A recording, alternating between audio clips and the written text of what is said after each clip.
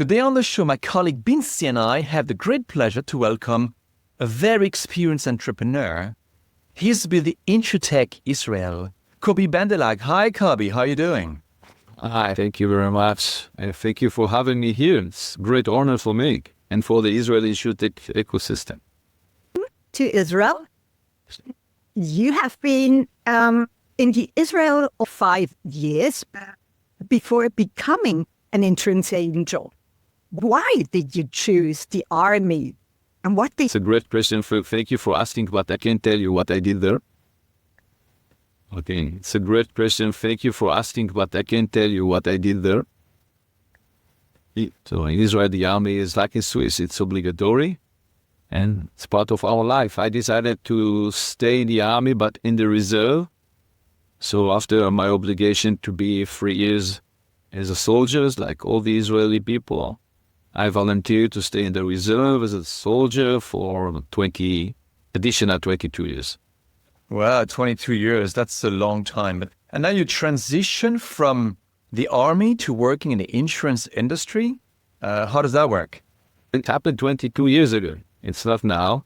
So when I finished my regular service and I needed to decide what I want to do with my life, I decided to look for new jobs. And on that time, when you look for new job, you open the newspapers.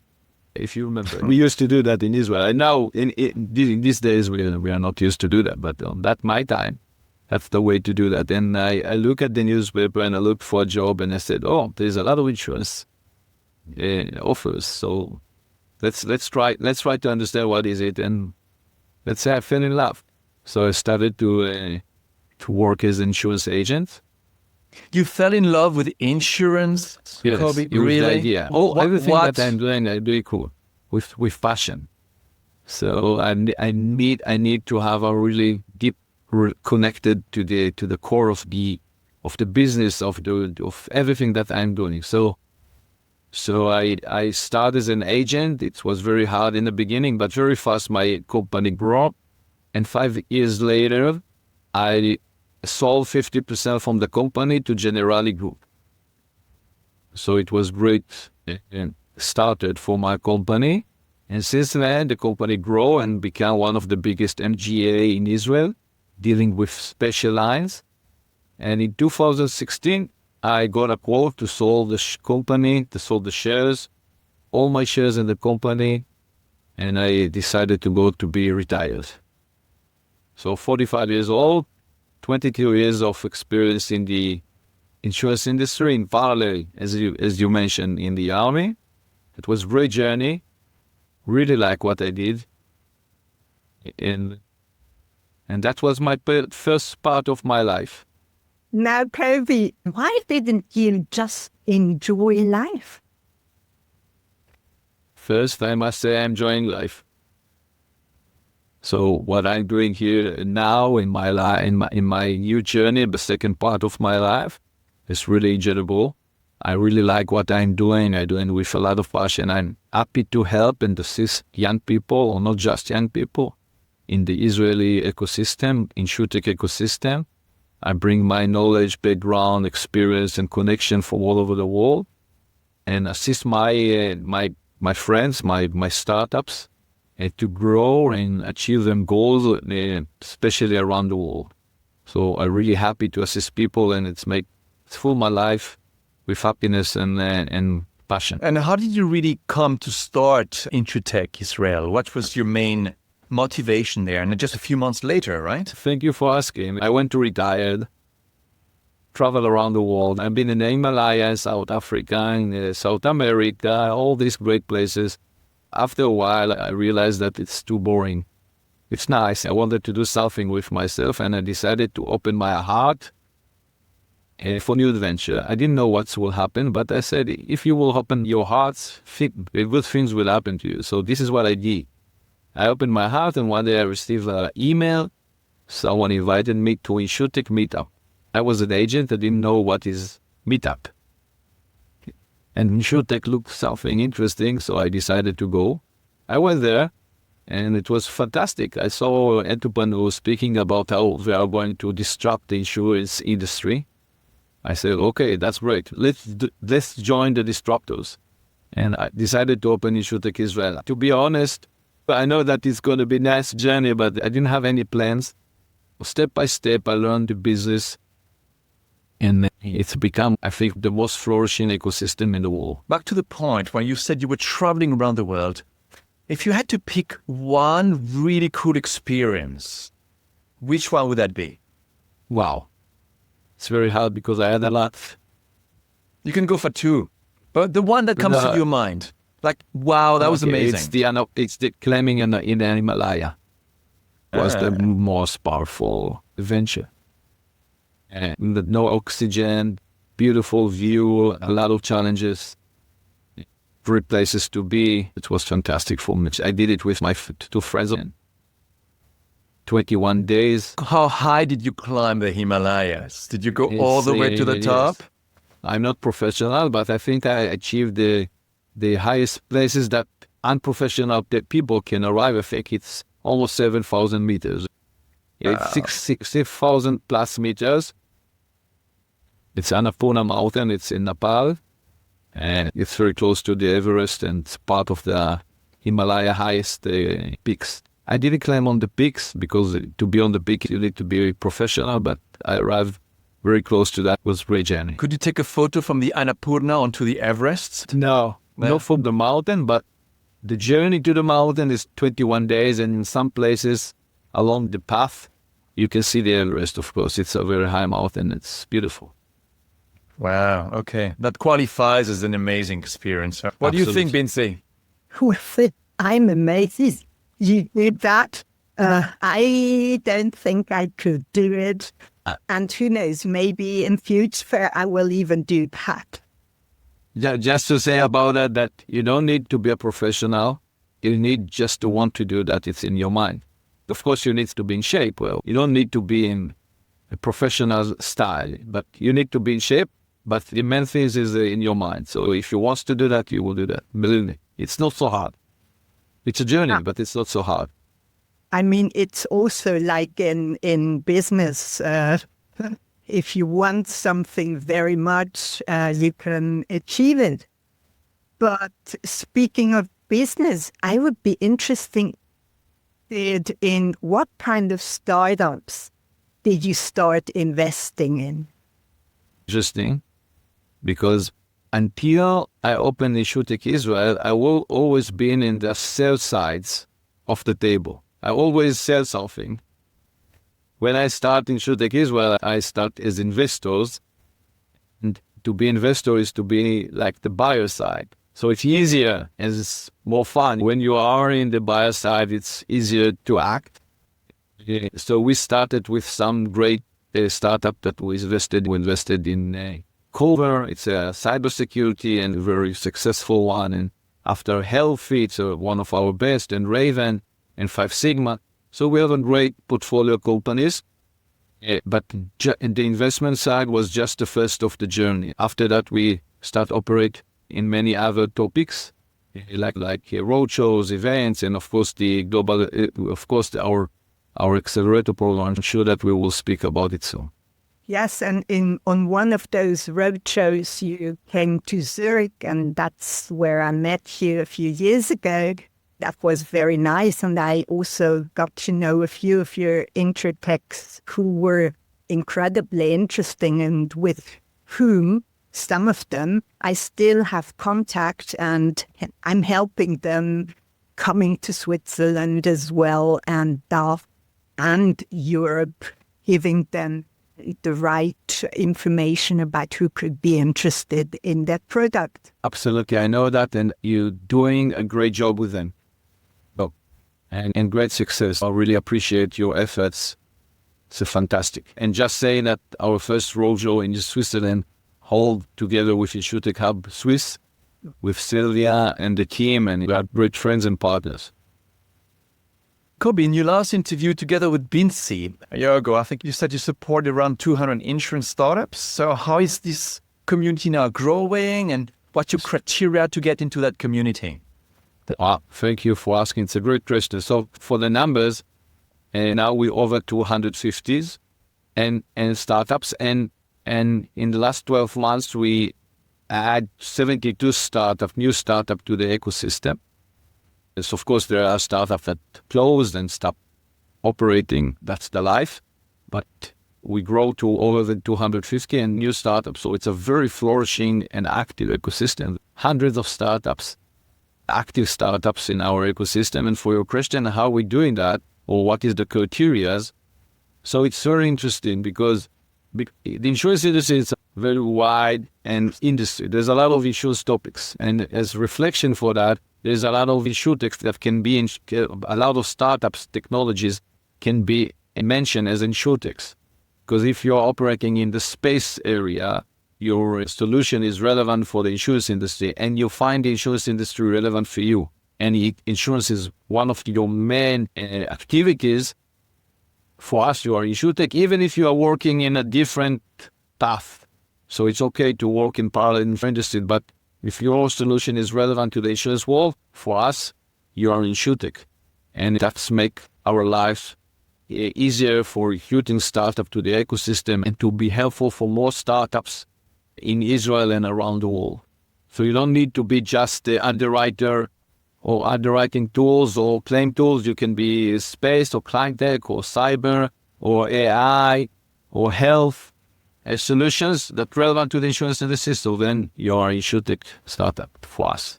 As long as you're relevant to the insurance industry. Yeah. And how do you spot the really cool startups where you say, well, these guys, they really have a strong potential? Because there's plenty of people who want to get their startups up and running. So what's your number one or two criteria saying these guys, they're going to make it?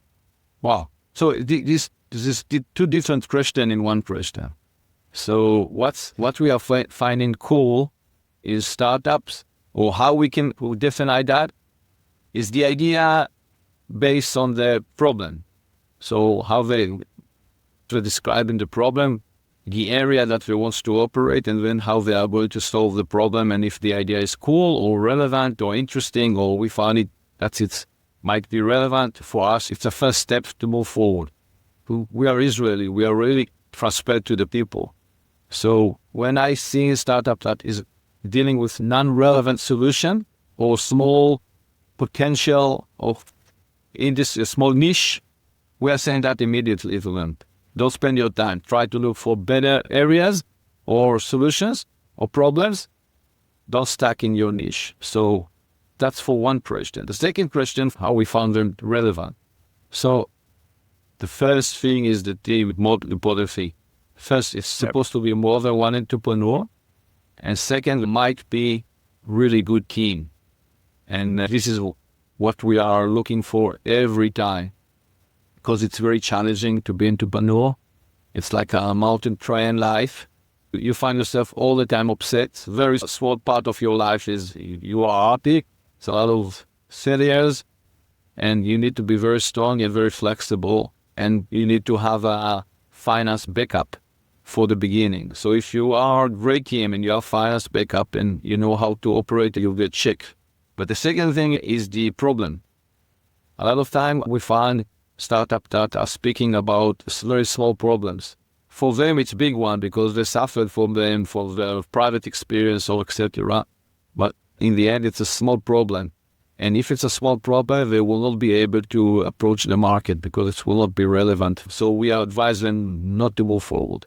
The second thing is how big is the problem and if the solution is going to solve it. So this is the two criteria. For there, everything will be, let's say, more easier or smooth. So that you understand the problem, you understand how they are working the industry very well. So they make help for them to learn from the best people how to do it. Our Accelerator Program, you right there in BC, it been chosen to be the best InsurTech Accelerator Program in the world last year, in 2024. We already had 8 cohorts, and our rate raised over $200 million and signed on more than 40 big implementation agreements. So it's a very successful accelerator program. First, not because of the accelerator, it's because of the startups. So probably we know to choose the best one. Of course, during the accelerator time, it's 10 weeks. And we build it like an executive MBA It's not like a mentorship program, other accelerator programs that one-on-one meetings. So it's roundtables all the times, few times in a day, and with great people came from the global insurance industry. We have great mentors. All of them are C-levels from the biggest insurance company, the biggest corporates, investors, and etc. So for the startup, it's a great tools to learn how to operate in the insurance industry, and of course, building the network, the relationship, and the engagement with the insurance sides. It's very hard for Israeli InsurTech startup to operate abroad. In insurance, you need to build a trust. Everything is based on trust. Oh, yeah. And you know that, Philippine Vinci. So you cannot build trust for far. Who are you? Where are you from? From Middle East. Okay. So you need to build trust. Even if you are a brand like Israel is, you need to build trust. So the Accelerator Program is assisting the startup to start to build a network, to reputation. And of course, the second thing that it's very important for a startup who wants to operate in the insurance industry, the entrepreneurs must or should understand the material very deeply. You cannot speak with insurance people and don't understand what is insurance. They will not do any business with you because it's based on trust. They need to be sure that you understand the problem, you understand how they are working, the industry very well. So the Accelerator Program is a great hub for them to learn from the best people how to do that. And you have a first hub, and then you got the idea, I think, and tell me if that's right, but your first hub outside Israel is in Guatemala. Yes. Was that a nice trip you had over there and you thought it's a beautiful country, which it is? Well, what's the story there? It's a very nice story. It's always is a blend of things that's happened to you. It's never one thing. So it started when we decided to duplicate our success in other regions around the world. We saw that we are doing good things here in Israel, and we thought, why don't we do that in other places? So one way to do that is with our Global Accelerator Program that we will speak about it soon. And the other way is to open hubs around the world. We have the knowledge and the know-how how to do that. We look for countries or areas or regions that we can be helpful and relevant. In Europe, probably you don't need me to open hubs. You advance and you know how to do that. You have a lot of great hubs in Europe or in US. So in that regions, we are not relevant. So we look to regions that are really developed, have quality people, great academy, stable and active insurance industry. And we look for some regions. I met someone, I look for Central America. I met someone, we spoke about Guatemala. He described it. I've been invited to be in Guatemala. I saw that. I met some entrepreneurs, very great. And we said, Guatemala can be a great place for us to start. First, because there's a lot of qualified people there. The young people there are good. The insurance industry is really open for innovation and a lot of active innovation sites in Guatemala. So we launched the hub in April, and since then we have more than 50 InsurTech startups. It's amazing. It's not because of us, it's because of them. We just assist them to start to build that and speak about that. So we launched a competition, and it was very helpful. We providing a lot of events, virtual events and face-to-face events to bring value to the people. And in 2 weeks from now, in the beginning of September, we are going to open our first accelerator program, and there is a lot of demand. Our partners, our local partners, the hub is the biggest insurance and bank in Guatemala. It's called El Roble. And the team are great people, professional in insurance and, of course, in innovation. So all that is a blend of ideas and situations that assist us to open the first. And it's just the first one. The second one will be opened in the beginning of 26 in Europe, but not in Western Europe, in Eastern Europe. I can't mention the country right now because we're in the process and we didn't publish it yet, but it's going to be another hub in Eastern Europe. It will be fantastic for the region. And the third one will be in the end of 26 in Africa, with conversation with some entities in the east or west side of Africa to launch the first one. So until the end of next year, we will have 4 hubs, the Israeli one, the Guatemala one, the East European one, and the African one. How do you choose the countries where you do this? So we look for countries that base in the central of region, like Guatemala, like some countries in the eastern side of Europe, or in Africa that it might be relevant for French speakers or English speakers, or close to the east or close to the west. So we're looking for centralized countries. That's one thing. So that's for the location. But on top of that, and very important, is that we have qualified people. To build startup, you need to be qualified. You need to have the abilities, tools there, and of course, a stable insurance citizen, because you need to speak with people that's relevant to the region, and maybe even government support. You know, the Israeli InsurTech ecosystem, our startup raised more than $4 billion in the last 4 years. It's a lot of money for every country. We have more than 2,000 employees. So it's a great tools for the economy. So even the governments might support that initiative. Just to add some more thing about the idea, and it's connected even to the Global Accelerator Program, is that we believe that in the coming years, it will be much easier to entrepreneurs that live in some uncovered areas to build startups. You'll be able to use the AI tools to accelerate your activities and your development process and the business process by the AI tools. So you don't need to raise a lot of money. You need to be very good with what you are doing. And if you cannot do that in the past because you need to raise a lot of money, and it's very hard to raise a lot of money if you live in Burkina Faso, Benin, or Kenya, now you don't need a lot of money. So you can develop this solution, and maybe you will be able to approach the global market easily than in the past. So if we want to look for the diamond for our partners, the VCs, the insurance companies, so of course there will be in US, in Europe, and in Israel, but in the coming years there will be even in areas like Africa, Central America, South America, and Eastern Europe, and of course Asia. I just wanted to add that half of my family comes from Hungary, so also an Eastern European country, which I know very well and speak the language. And one of my journalists, she comes from Romania. So maybe we can be of assistance there for you as Absolutely. well. What comes to my mind as well is Israel and Switzerland sort of share the same kind of people living in this country. Israel And the cost of living. Maybe also the cost of living, but because you mentioned cost of living, I know a few Israeli InsurTechs who have moved to Switzerland for tax reasons, actually.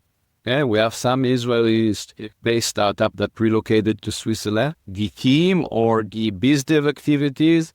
And of course, it's wonderful because it's located in the center of Europe, and it's great for them to be located in a country like Swiss because there's a lot of global insurance companies and very active and qualified people. So for the Israeli startup, Swiss, a great place. And we are not afraid for the cost of living because the cost of living in Tel Aviv is expensive. It's the same. But coming back to expensive. our same countries in size of people living there, the Israeli InsurTech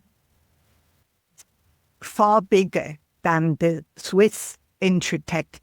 Why do you think it is like that? Is it because a lot is about risk, and Israel obviously has different problems with risk, or why? It's a culture, it's a culture. The Israeli mindset is entrepreneurship mindset. And as you said, and you're right, we don't afraid to take risks. Okay, so if we believe in something, we might be able to take the risk and try to do that. And it's a different mindset in other countries. So that's one of the reasons that it's easier. One of the reasons that the Israeli, it's not just InsurTech, it's all the high-tech scene, all the technology side is entrepreneurship country. We are a very young country, just 70 years.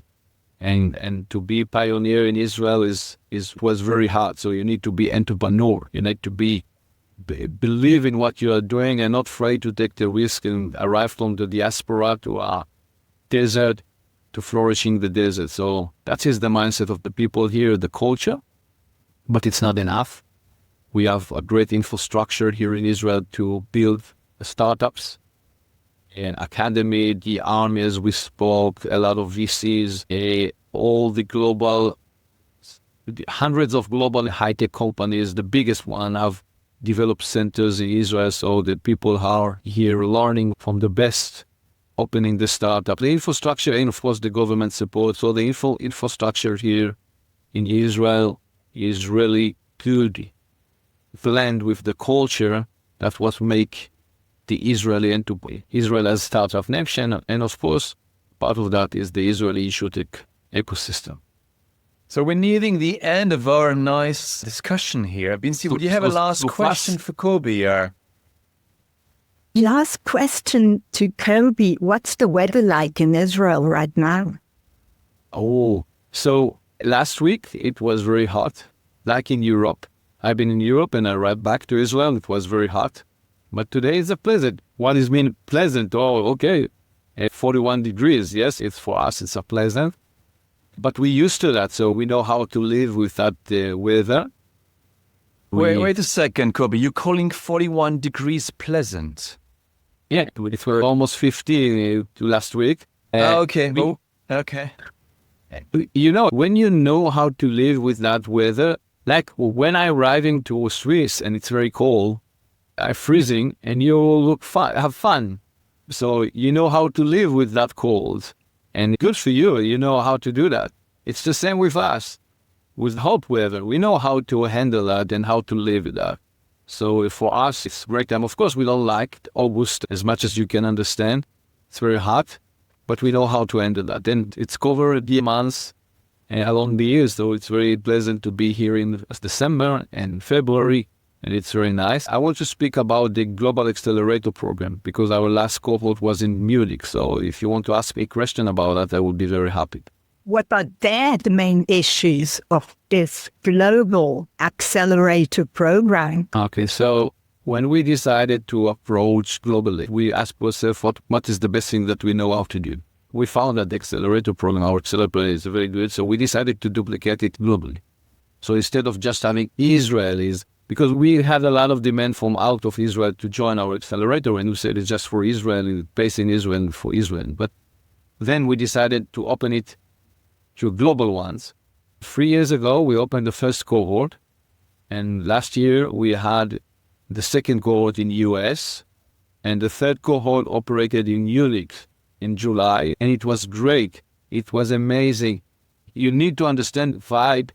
When you arrive to the first time to the meeting room and you are seeing startups from Africa, from Australia, from Latin and Central America, from Europe, from Israel, from US, sitting around the table and speaking about the same things, even that they are living in different cultures, different countries, far away, speaking about the same challenges, and it's amazing. It's make us very excited. You look at the table, you look at the room, and you said, wow, that's amazing. And then our last cohort, we had 19 startups. And what's interesting is not just, it's really interesting, the insurance companies, because they always want to explore and understand what's happening around the world in the insurance industry and the InsurTech, of course. And they want to be engaged with new technologies.